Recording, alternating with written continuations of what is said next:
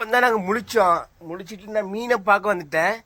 என் மகன் அங்கேருந்து வர காலையிலே ஒரு புன்னகையாக இருக்க. எதுக்குமா நீ ஒரு நாள் காலையிலே முழிக்க முடியும்? எப்படி நீ காலையிலே முழிச்சாச்சு, ட்ரெஸ் எடுத்தாச்சு, குளிக்க போயாச்சு.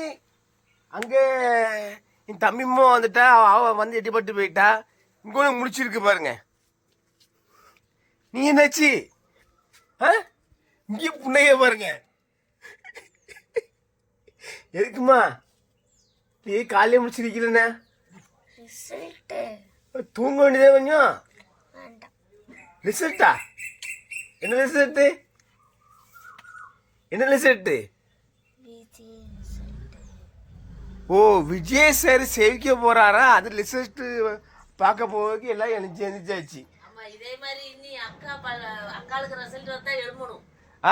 அது இப்போ படிப்பு லிஸ்ட்ல கிடையாது.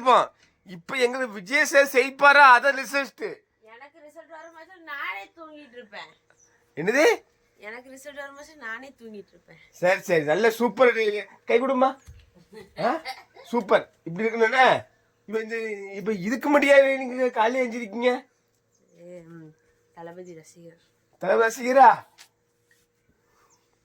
என்னடா உலகம், இதில் எத்தனை கழகம். சரி, ரைட்டு. ஆனா நான் கொஞ்சம் கூட நினைச்சு பார்க்கல இந்த எலெக்ஷன் இப்படி ஒரு திருப்பம் இருக்குன்னு நினைச்சு கூட பார்க்கல. எல்லாரும் பார்த்துக்கிடுங்க. அங்க திருப்பு மாறட்டுமா? இங்க ஒண்ணு ஜட்டி கிட்ட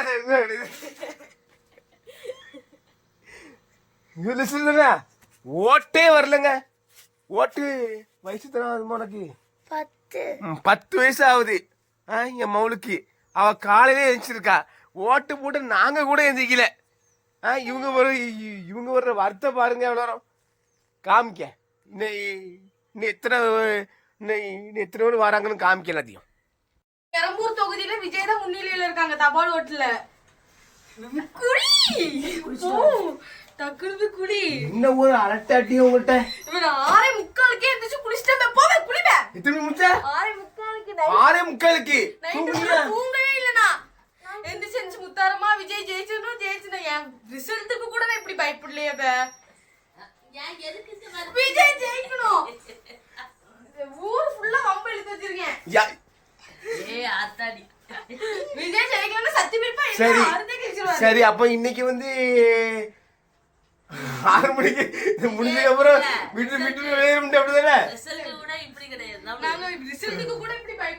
ஐயோ, என்ன கூத்து நடக்கு பாத்தீங்களா? கூத்து, பெரும் கூத்து நடக்கு. ரைட்டு.